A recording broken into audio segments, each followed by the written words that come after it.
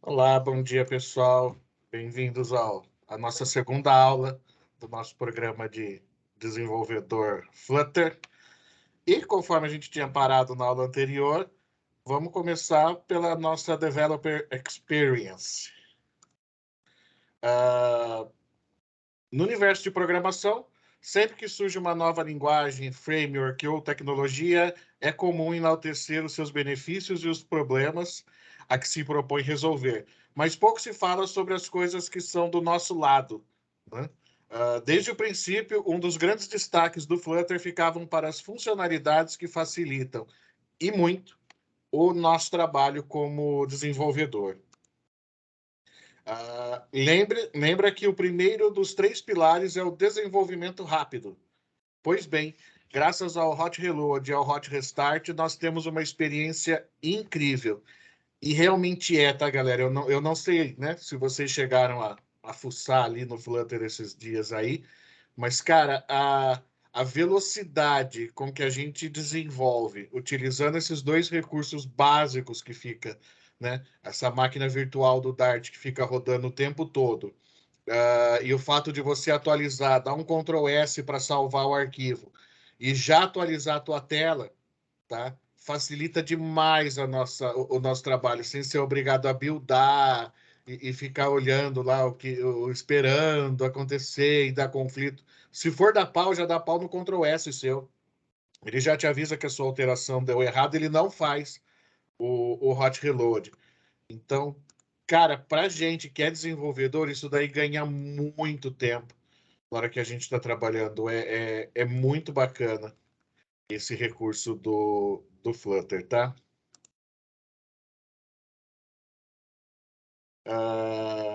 O hot reload, né?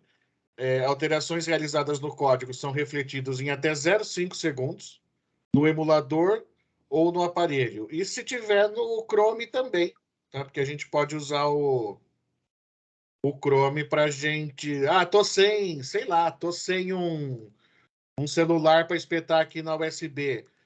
Eu tô sem, não quero abrir o emulador, sei lá, deu algum problema, fiz alguma atualização, não tá abrindo, vou ter que rever lá a configuração. Cara, roda no Chrome. Roda no Chrome, a gente dá o nosso F12 ali, simula a tela de qualquer celular que vocês quiserem ali, tem um monte de modelo, porque o importante para a gente é o funcionamento, tá? E você vai conseguir trabalhar, você vai conseguir programar mesmo sem ter um dispositivo conectado para emular. A única limitação sua vai ser recurso de câmera e recurso de GPS, blá blá blá. Mas, cara, você consegue trabalhar 90% dos aplicativos que a gente precisar sem muito sofrimento, tá? Ah, Sem perder o estado de aplicação. O que é muito importante. Imagine um fluxo de carrinho de compras e que precisamos alterar a mensagem de compra realizada com sucesso após adicionar os produtos, proceder para o checkout e realizar o pagamento. Percorrer todo esse fluxo a cada alteração para verificar o resultado final iria consumir bastante tempo, mas não com Flutter, utilizando o Hot Reload. Justamente essa facilidade que ele dá para a gente. Você abriu a sessão, cara, se você já adicionou, por exemplo, esse caso aqui, um app de compra, você já adicionou o produto no carrinho, você já escolheu forma de pagamento, aí você foi lá, sei lá, confirmar frete e tá errada a tela, você não gostou, você quer dar uma melhorada no layout. Cara, você trabalha ali naquela telinha do frete, dá o Ctrl S, ele só altera aquela telinha do frete que você está mexendo. Ele mantém a seção que já estava ativa, mantém os itens que estavam no carrinho, mantém o estado da operação, tudo que já tinha sido feito dentro do seu aplicativo, tá? Numa linguagem normal, tá? Vamos chamar ali, né? .NET, Java, Harbor, sei lá, Assembly, o que vocês quiserem usar. Cara, você vai ter que sair do programa, fazer a alteração que você quer, mandar buildar. Buildou, você começa no login. Você vai participar desde o login até preencher, colocar o item, não sei o quê. Aí está fazendo um teste lá, vamos ver se dá pau com 50 itens. Pô, tem que ir lá enfiar os 50 itens de novo no braço, toda hora que você fizer um ajustezinho. Né? Também tem o Hot Restart. Em alguns casos, tá? Dependendo a alteração, o ajuste que você fez do seu código, não dá para simplesmente dar um hot reload. Então, se eu mexi no container geral da aplicação, se eu troquei uma troca muito grande de widget, não é só um ajuste, por exemplo, eu não ajustei tamanho, altura, cor, posição, etc. Eu mudei mesmo, eu substituí um widget por outro, eu mexi no widget principal, né, que é o que vai compor o restante da tela. Aí ele não consegue fazer no Ctrl S, mas ele já te avisa ali na tela. Na hora que você dá o Ctrl S, já sobe uma bandeirinha vermelha, avisando que ele não foi capaz e sugere que você vai lá e mande executar o Hot Restart, que daí ele é como se ele buildasse novamente a sua aplicação. Só que esse buildar novamente a aplicação para a gente são 2 segundos, tá? Mais ou menos 2 segundos. Raramente demora mais do que isso para buildar um app, por causa, lembra que é daquela tal máquina virtual do Dart que fica rodando sempre em segundo plano para a gente, tá?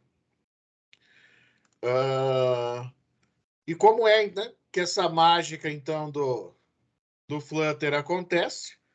Como eu estava falando para vocês, quando alteramos o código, a Dart VM consegue identificar a alteração e sobrepõe a classe antiga com a classe nova. Então, apenas aquela parte é reconstruída, só aquele pedacinho nosso que ele vai fazer o build. Ele não builda toda a aplicação como as outras linguagens geralmente fazem, tá? Dúvidas de Hot Reload e Restart? Ô, Giovanni, eu tenho uma dúvida assim. No caso do Hot Restart, para ele fazer o build, ele vai precisar, tipo, logar a aplicação de novo, começar o fluxo de novo num teste, ou ele funciona como no Hot Reload, que ele para na parte onde a gente estava e continua o fluxo dali? No Restart, ele começa do zero. Ah, maravilha. Justamente por conta do build. Exatamente. Ok. Se a alteração. Só que assim, ele só faz restart se a alteração pegou algum ponto crítico do app, tá? Mas nesse caso ela começa do zero também. Entendi, obrigado.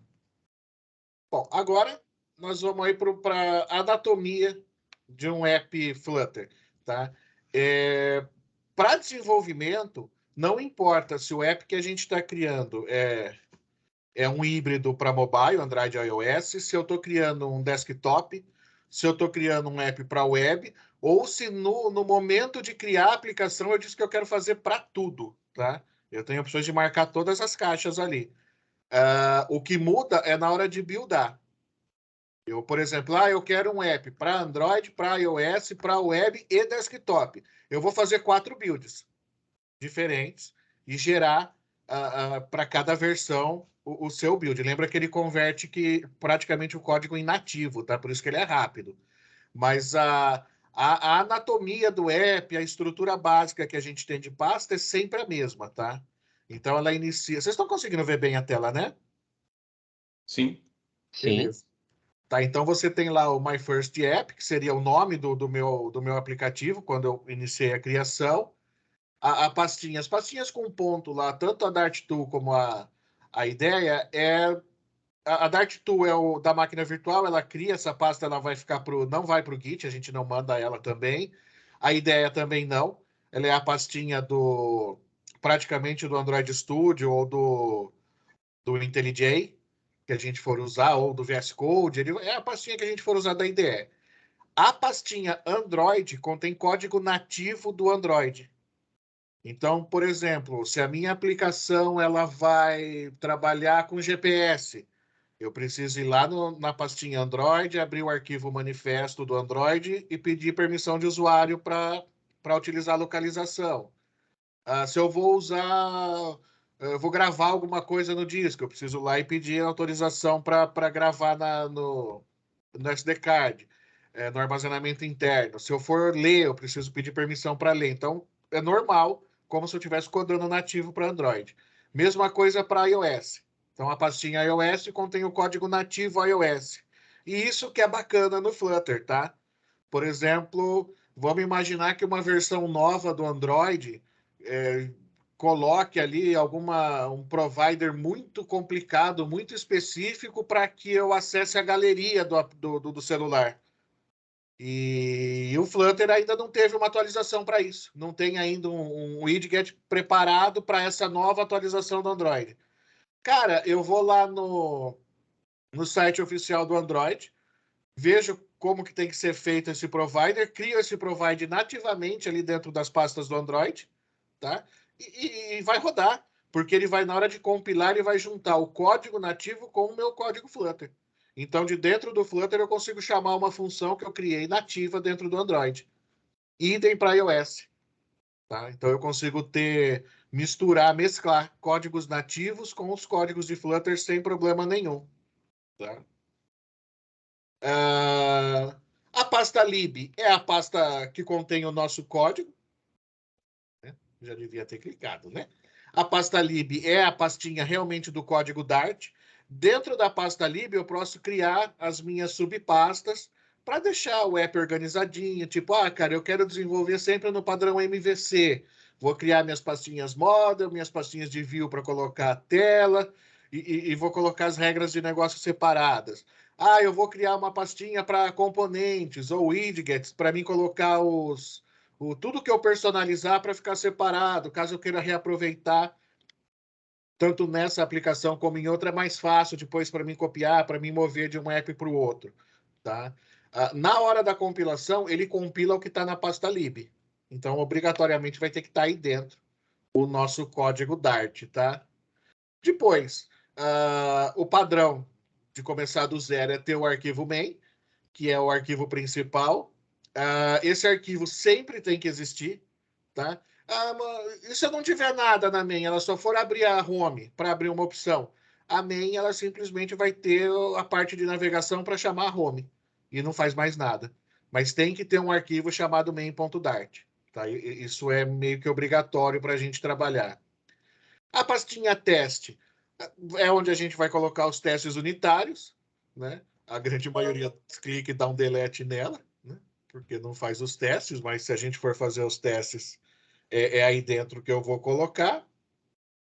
Aí depois a gente vai ter a pasta Linux, caso eu esteja, quando eu mandei criar, eu mandei fazer para desktop também, ele cria uma pasta Linux que eu posso ter algum código nativo ali, alguma referência dentro do Linux que eu preciso executar. Idem para a pasta Windows, tá? Eu posso chamar alguma coisa do Windows direto ali dentro. E a pastinha web, para se eu precisar incluir um JavaScript ou incluir algum código ali muito, muito personalizado, que eu não consiga replicar ele dentro do Dart, tá? É difícil, ó. A web eu acho que é a mais difícil de usar. Android e iOS, de vez em quando a gente se depara com algumas situações dessas, tá? Mas Linux, Windows e web é muito raro a gente precisar executar alguma coisa que eu não consiga replicar isso no Flutter e ele rodar legal. Depois, o arquivo que interessa para a gente é aquele PubSpec, IAML, ali. É um nome ruim de falar, YAML, tá? Esse arquivo, a gente tem nas outras linguagens também. Me fugiu a extensão dele para o resto, mas o Node tem também. Todos eles têm, que é justamente onde você vai fazer a referência para os pacotes de dependências que vão ter que ser baixadas. Então, eu preciso usar o banco de dados. É aí que você vai mandar baixar o pacote de banco de dados para rodar e verificar a versão que você está usando. Então, toda linguagem sempre tem um arquivinho. Muda o nome, mas sempre tem um arquivinho ali de configuração para a gente fazer esses downloads de pacotes, de libs ali que a gente precisa. Beleza? Dúvidas? Giovanni, eu tenho uma dúvida rapidinha aí dessa Vai parte lá. dos sistemas operacionais. Isso são referentes a ambiente de produção, algum servidor, alguma coisa assim? Ou é mais para o ambiente de desenvolvimento que você precisa importar algum dado? O Linux, o Mac, o Windows, essas É, pastas? não, já é para quando a aplicação está rodando mesmo, é já produção. Tá, beleza. Por exemplo, pensa que você vai fazer algum tipo de, sei lá, você vai acionar um backup, alguma coisa, Uhum, e você quer, uhum. sei lá, chamar o 7-zip. dentro da sua aplicação para compactar o arquivo. Aí você não achou nenhuma lib, você não achou nada lá no PubDev do Dart que faça isso dentro do código Dart. Aí você cria lá um batchzinho, entendeu? E Perfeito. escreve nele lá o comandinho zip que você quer e manda executar ele por fora. Massa, legal. Obrigado. Então, chegamos no nosso... O que é o Dart, né? Então, vamos lá. O Dart é uma linguagem de programação apresentada pelo Google em 2011, com o objetivo de substituir o JavaScript como linguagem principal embutida em navegadores. Eu acho que não deu muito certo, né? Porque o JavaScript está aí. Quem é desenvolvedor e utiliza no dia a dia os conceitos de orientação a objeto e linguagens como Java, C# ou JavaScript, certamente vai se adaptar ao Dart, uma linguagem de programação também orientada a objetos, tá? E com uma escrita muito similar aos demais. O código aqui é a nossa menor preocupação, tá? Só que o Dart, ele é um... Além disso aqui, né? Assim, particularmente o Dart é quase que a realização de um sonho, né, gente? De 30 anos, tá? Que é a gente poder ter uma linguagem e trabalhar, né, híbrido nos ambientes Android, iOS, Mac, Linux e Windows, tá? E web também. Então eu faço um código que eu posso rodar ele em 6 ambientes diferentes ali. Vamos considerar o web como um ambiente também, tá? Então, isso daí para quem é mais antigo aqui, começou lá antes da internet também a programar, cara, era um parto para a gente quando a gente tinha tudo preparadinho para rodar no DOS, né, na época. Aí você tinha o seu código todo prontinho, bonitinho, você já estava só dando sustentação para uma aplicação em DOS, e o cliente resolvia de ter comprado lá um 486 e enfiado o Windows 95 nele. Aí você tinha que ir lá e dar um jeito de fazer o seu programinha de DOS rodar no Windows 95 dele. Aí a sua tela era feia. Aí você tinha que ir lá mexer. Aí a concorrência estava usando VB alguma coisa, a tela deles era mais bonita que a sua. Aí você tinha que ir lá e procurar uma outra linguagem para poder desenvolver tudo de novo. Um negócio que já estava pronto, que só estava em sustentação, atualizar a linguagem por causa do Windows 95. Aí surgiu a bendita da internet. Aí agora todo mundo não queria mais fazer backup com disquete, né? Queria mandar as coisas por e-mail. Aí, de novo, a gente tem que ir lá mexer e fazer. Aí, no meio do caminho, o cara... o filho do sobrinho, do parente, da vizinha, da cozinheira, da amiga da minha esposa, instalou Linux aqui porque ele falou que é mais legal. Aí danou-se. Aí você tinha que se matar para rodar aquele Wine, para fazer a sua aplicação rodar no Linux do cara. E, cara, não rodava legal. Era gambiarra. Você tinha que desenvolver para Linux mesmo, para ter 100% dos recursos ali, para aproveitar 100%. Tá? E o que o Dart, junto com o Flutter, né, com o framework dele, trouxe para a gente é conseguir realizar isso, cara. Fazer um código e não interessa se você tem Mac, se você tem um PC com Windows, ou se você quer instalar Linux. E que Linux você quer instalar também não me importa. Tá? O importante é que eu vou gerar um arquivo que você vai poder rodar em qualquer lugar. É a mesma aplicação. Então, a tela que você vê no Windows é a tela que você vai ver no Linux, o que era quase impossível. E é a tela que você vai ver no seu Mac, o que também era surreal para quem vem do desenvolvimento desde a época do Clipper, do COBOL lá atrás. Então, cara, é por isso que ele é apaixonante, porque ele realiza um desejo antigo da gente, tá? O Dart foi, então, criado pelo Google, tá? É altamente versátil e ele pode ser utilizado no desenvolvimento tanto de aplicativos mobile e desktop, scripts e back-end, tá? Ou seja, a gente pode entrar... eu quero me aprimorar, Giovanni, com Dart. Cara, o Dart tem uma curva de aprendizagem super pequena também, tá? Lembra, Java, .NET e JavaScript, basicamente é a origem dele. E a intenção era substituir o JavaScript. Então, Quem já trabalhou com qualquer linguagem dessa vai de boa no Dart, tá?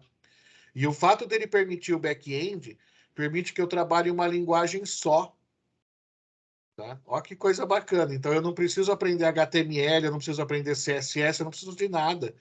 Eu vou abrir aqui o meu, sei lá, quer usar o VS Code, vamos dizer assim. Vou abrir o VS Code, vou programar em Dart, usando o Flutter, fazer o código normal e, cara, eu posso criar meu back-end e hospedar esse back-end, sei lá, no Heroku, por exemplo, fazer uma API, um BFF, com a mesma linguagem que eu estou usando para fazer front. Isso é uma coisa que é difícil a gente achar em linguagens. A mesma linguagem, exatamente idêntica, o mesmo código, para mim trabalhar back e front. Tá? Então, lembrando que essa alteração de back-end é recente, tá? Foi feita, veio esse ano aqui, quando mudou a alteração a 2.0, que aí ele começou a fazer back-end bacana e sem limitação, mas já tem. Para isso, ele utiliza mais de uma plataforma. Cada uma delas traz recursos necessários para que seja possível desenvolver em cada um desses ambientes diferentes. E aí vem a nossa história linda da origem do Dart. Tem um texto bonito aqui, gigante, ó, tá? Que eu vou deixar ele aqui, eu vou mandar esse arquivo para vocês no final. Aí vocês vão poder ler esse texto lindo, vocês vão poder fazer até um trabalho de escola, sabe? Recortando imagem de revista, cola numa cartolina, assim, para ficar bem bonito, tá? Porque a teoria linda do Dart. O que importa para a gente é que a versão 1.0 ela foi lançada em 2013, de verdade. Ah, mas você falou 2011. É 2011 quando o cara fala, oi, vou criar uma linguagem, ela vai chamar Dart. 2013 é quando a versão 1.0 ficou estável e veio para o mercado. Né? E 2018 ele sofreu um reboot muito grande, que veio o Dart 2.0, e poderia até ter colocado aqui que em 2022 ele sofreu um outro reboot gigante, que foi a versão 2.4 dele, que mudou muita coisa para a gente trabalhar e trouxe muita coisa nova. Tá? Quais soluções o Dart disponibiliza para a gente?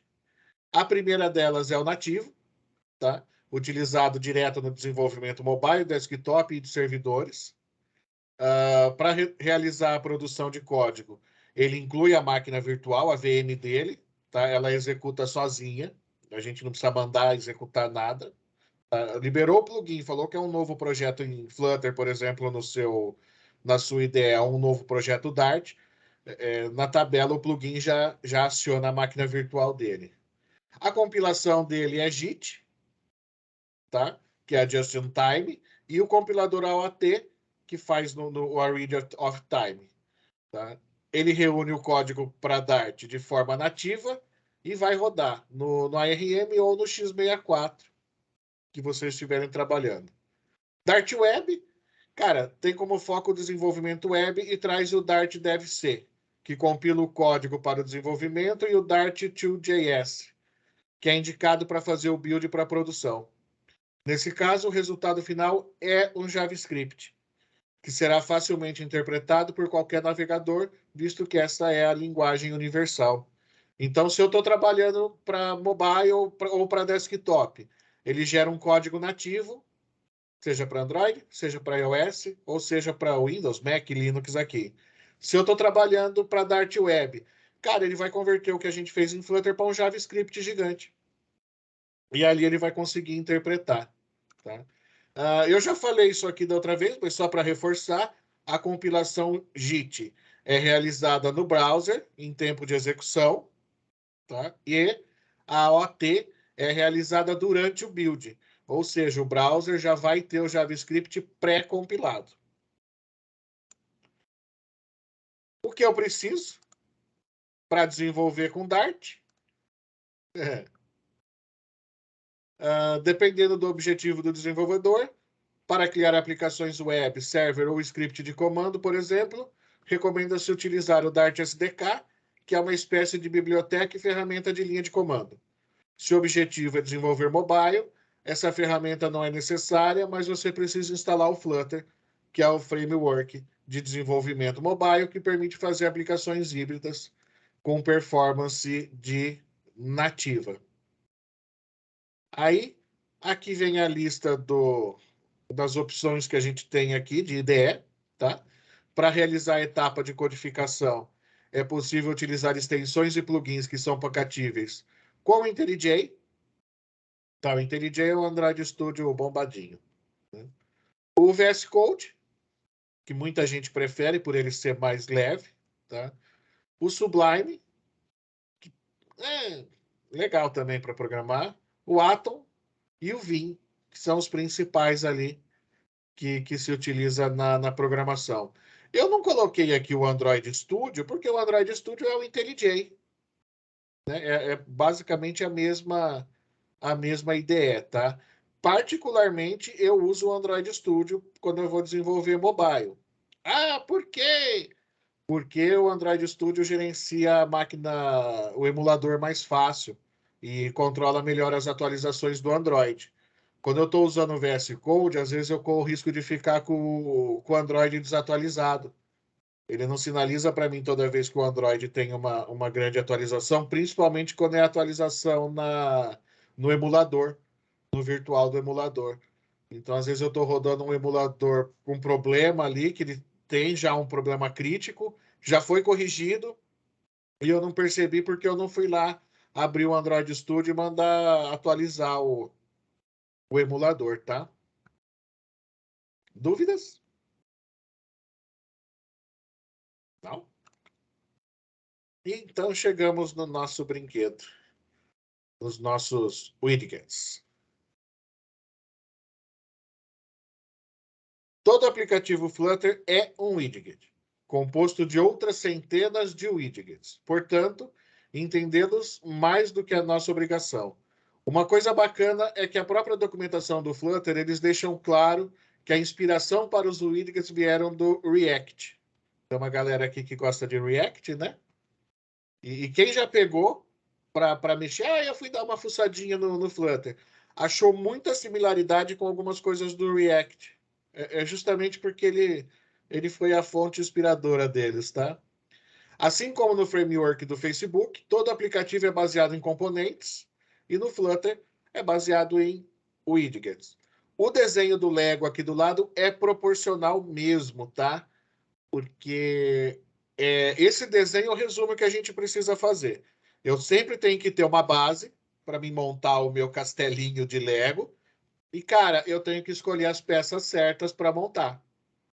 Tá? Eu não consigo, se eu não souber qual a peça montar, ou se eu não tiver a peça certa que me agrade, meu castelinho vai ficar capenguinha, vai ficar tortinho, vai faltar uma porta no meu castelinho. Se eu estiver fazendo aqui a casinha do Batman, vai faltar um morceguinho, eu preciso achar esses bichinhos. Eu sou na época que a gente fazia essas coisas com Playmobil, né? Mas deixa quieto, tá? A ideia central é que você construa a sua interface com widgets. Com essa afirmação, retirada da documentação, acredito que dá para entender que o que é um widget. É a base para a criação de qualquer coisa, tá? Para tentar facilitar para a gente, pense no aplicativo como um Lego, onde cada pequeno widget representa uma pecinha. E ao final, várias pecinhas juntas vão montar um brinquedinho nosso. No Flutter, vários widgets são combinados para compor um aplicativo. Existem só dois tipos de widgets: o stateless e o stateful. O stateless são objetos que não mudam de estado e o stateful são objetos que não mudam de estado, mas que eu posso fazer ter estado. É um imutável que eu posso mudar, tá? A gente vai abordar isso daí numa sessão só deles, porque eles são especiais aqui. Entender os dois tipos é o que faz a diferença para a gente. A gente pode classificar os widgets em dois grupos principais: grupos de layout e de interface de usuário. Certamente temos outros widgets que não se enquadram perfeitamente em nenhum desses grupos.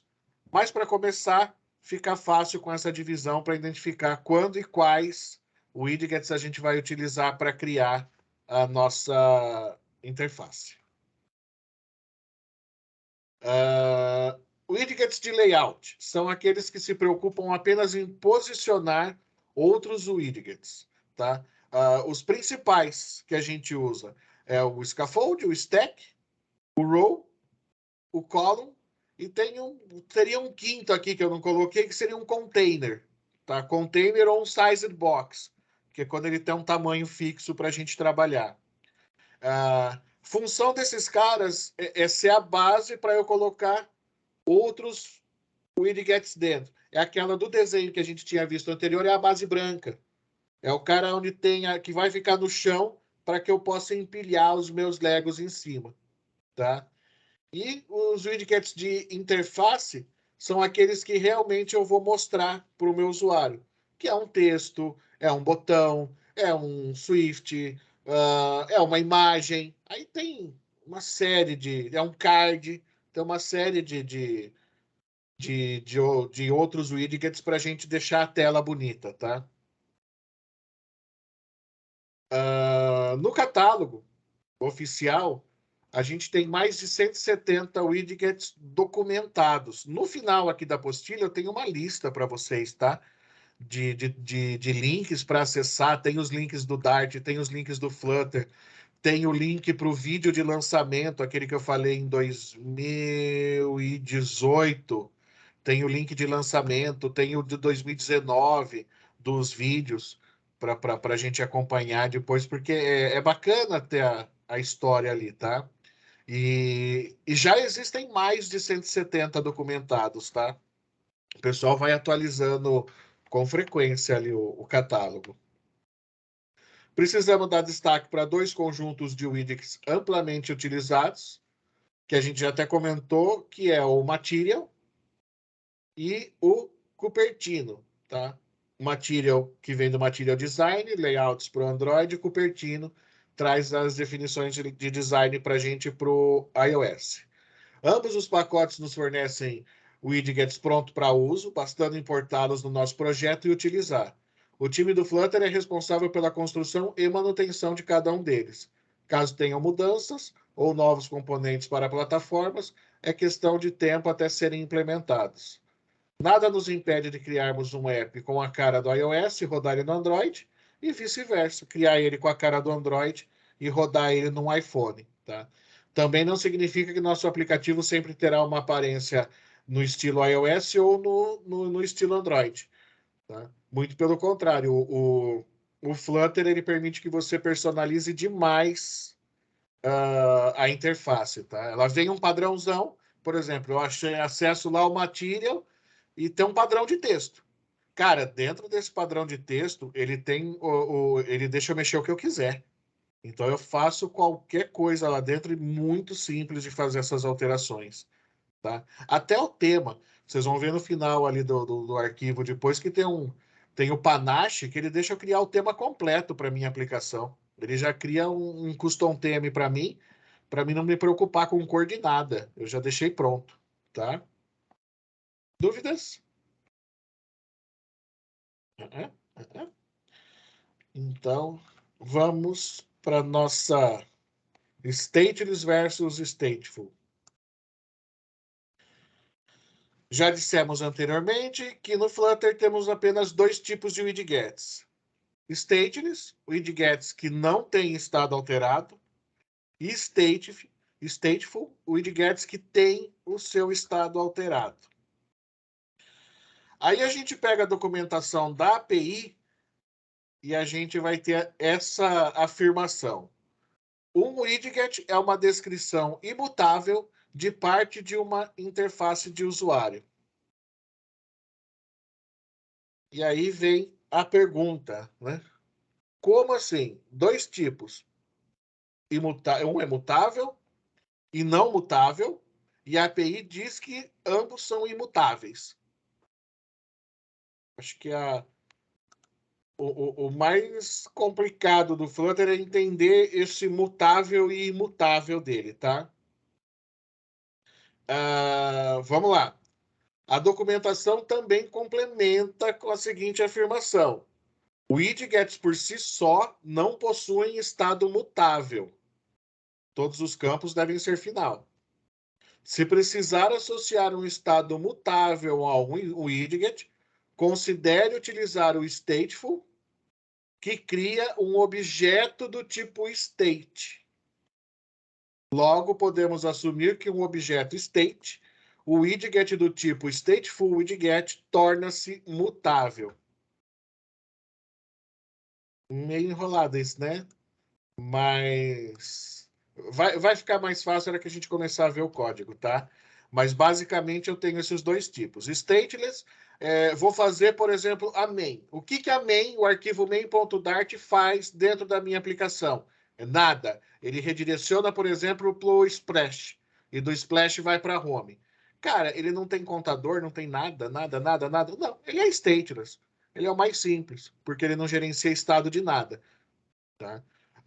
Mas agora eu preciso criar uma tela que tem rolagem e que bate numa API para pegar o conteúdo para preparar essa rolagem. Aí ela é stateful. Definir stateful não significa que o meu widget agora pode ser alterado, pode ter gerenciamento de estado. Ele vai continuar sendo imutável. Porém, agora eu consigo criar um objeto chamado state e vincular ele a esse meu widget. Aí esse state me deixa fazer atualização de estados e gerenciar o estado da tela. Aí eu consigo gerenciar um clique de um botão, eu consigo gerenciar o retorno de uma API, eu consigo gerenciar um evento que está acontecendo ali no meu celular, tá? Por causa desse objeto state. Vamos ver um código para tentar ficar mais fácil de entender, tá? Ó, esse é o código clássico de um objeto, de um widget sem estado. Então, eu crio a minha classezinha, estendo o stateless para ela e vou mandar buildar sempre um widget. O retorno dessas classes sempre é um widget, tá? E eu vou mandar buildar o logotipo do Flutter. É uma função isso, Giovanni? Não, isso aí é um dos widgets prontos dentro da biblioteca. O que faz a Flutter Logo? Mostra o logo do Flutter. Só. Tudo bem. Então, ó, criamos um widget estendendo a stateless e o nosso widget retorna um Flutter Logo. Faz alguma coisa? Esse logo muda de tamanho? Não. Esse logo gira? Não. Eu posso girar? Não. Eu posso arrastar ele para lá e para cá? Não. Então, se eu não posso fazer nada, cara, sem estado. Ele é quietão, paradão. Agora vocês vão ver que fica um pouquinho maior quando eu quero ter algum tipo de mudança, tá? Mesmo sem mudar nada. Ó. Mesma classe, widget, só que agora eu chamo de com estado e estou estendendo para ela um stateful. Ela tem o widget com estado e vocês vão perceber que ela não retorna direto o build. Ela vai retornar para mim uma classe privada que é o widget com estado state, porque eu estou mandando fazer um create state agora para essa minha classe. Tá? Aí, dentro da classe estado state, eu estou estendendo o objeto state, vinculando a classe anterior. Ó. State, widget com estado. E estou fazendo a mesma coisa, fazendo o nosso Flutter.logo. Só que agora, como eu criei o objeto state para essa classe, eu posso inserir botões para aumentar e diminuir o tamanho do logo. Se eu quisesse fazer esse logo girar, se eu quisesse fazer qualquer coisa, mudar a cor de tela, aí eu já posso brincar à vontade, do jeito que eu quiser, com o meu widget, porque eu deixei ele aceitar alterações de estado, gerenciamento de estados dentro no meu widget. Então, ali embaixo, ó, criei o widget estendendo o stateful.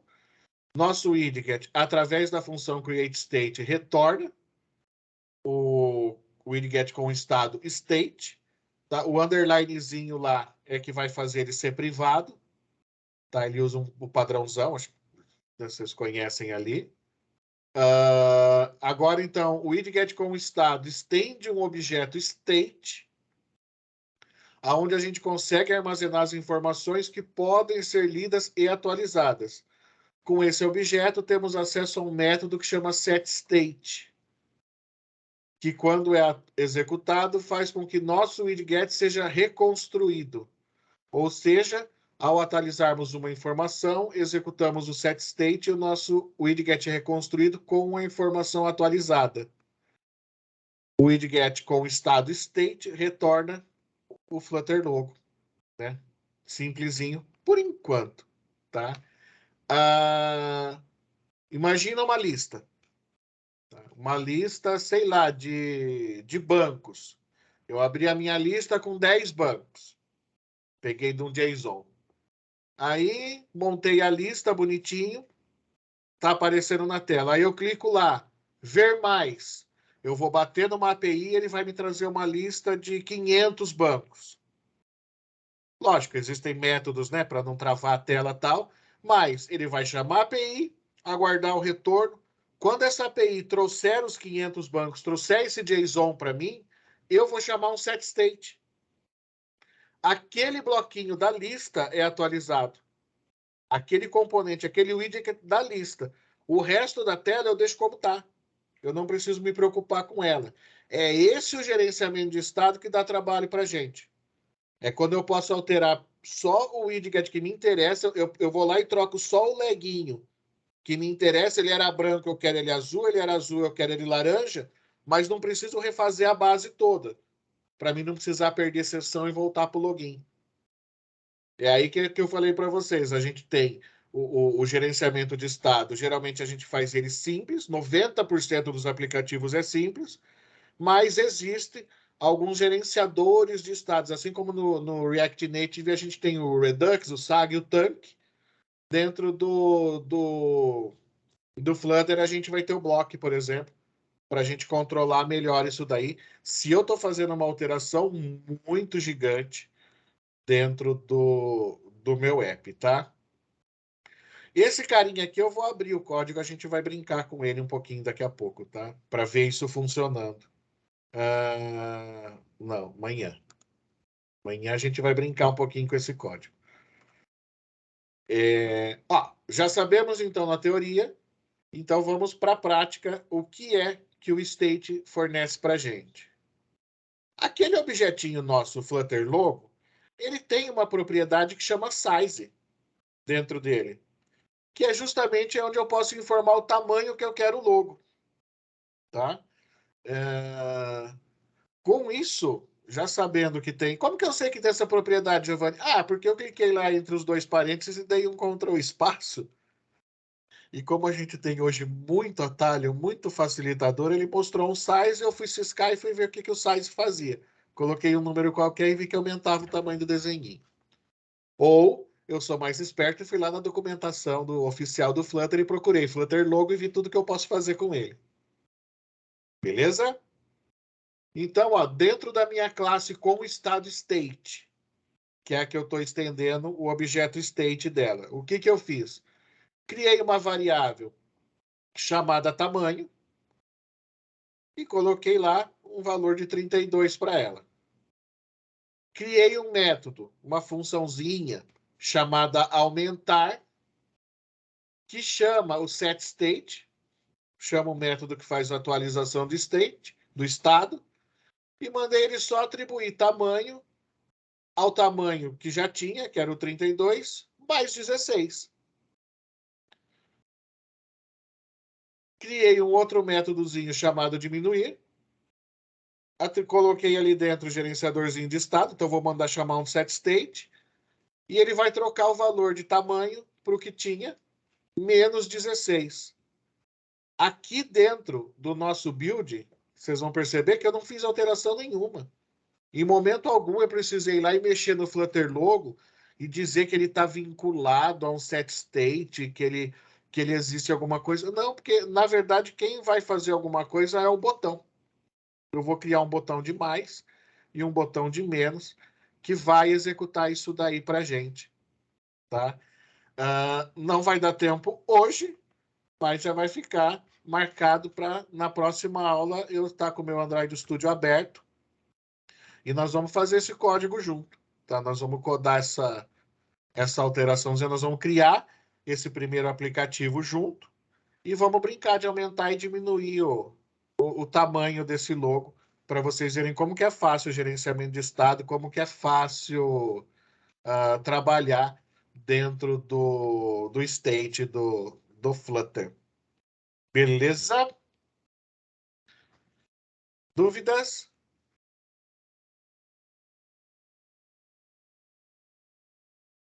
Tem que ter set state. Eu acho que só mexendo no código para eu ter dúvida. Assim, Se você mexer no código, aí que você não vai ter dúvida mesmo. Ele é muito fácil.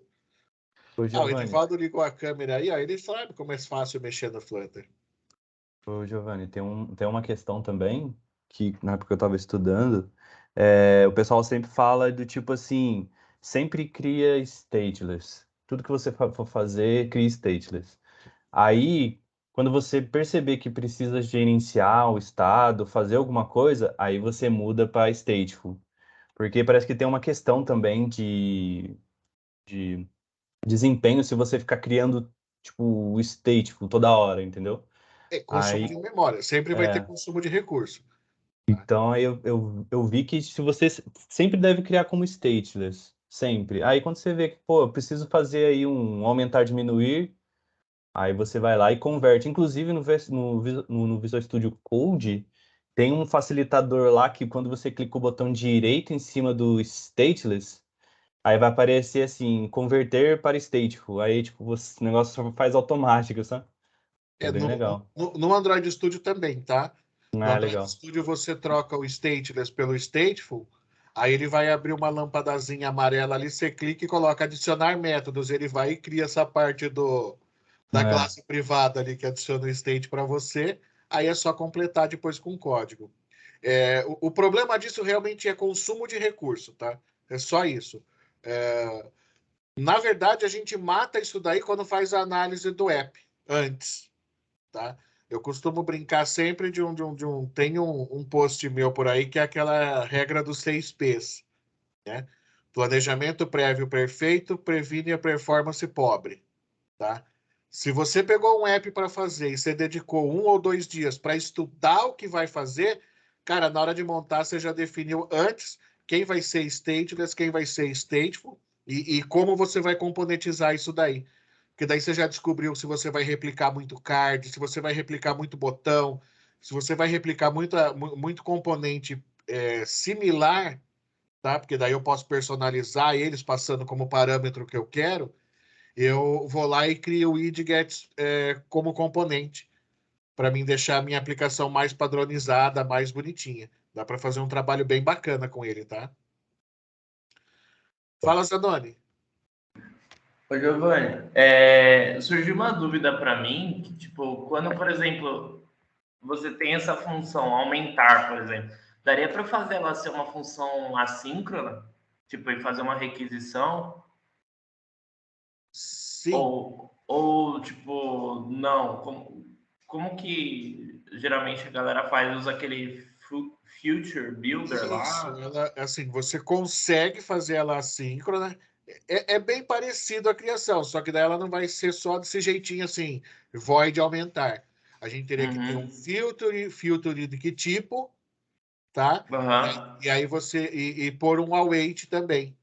Então ele vai Tá. fazer aquela execução futura e aguardar alguma coisa. Quando aquilo liberar, aí é que ele executa o set state. Entendi. A gente vai ter consumo de API também, tá? Consumo de API Tá. e a gente vai ter alguns exercícios que a gente vai trabalhar com banco de dados. Banco de dados, a gente às vezes costuma usar o filter e o await também, para não ter que ficar esperando salvar, tá? Na verdade, porque você já pegou a informação, já coletou, você já validou antes de mandar para o banco. Teoricamente, ela encaixou na moda, não tem muito como dar defeito ali. A não ser que você está com a estrutura de banco assim com problemas. Tá. Valeu, obrigado. Show. Mais alguém?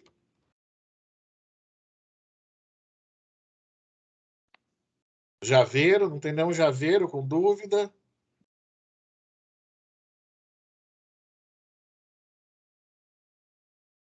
Não, não, não. Hoje é... Gente, que bacana. Quinta-feira, quem nunca fez um app na vida vai fazer, tá? Já vai ter um app funcionando e rodando aí para não falar que é difícil fazer aplicativo para celular. Então, quem nunca programou na vida, quinta-feira vai terminar a aula com o aplicativo funcionando. Mais alguma dúvida? Não, não? Então, vamos interromper a gravação da nossa aula de hoje.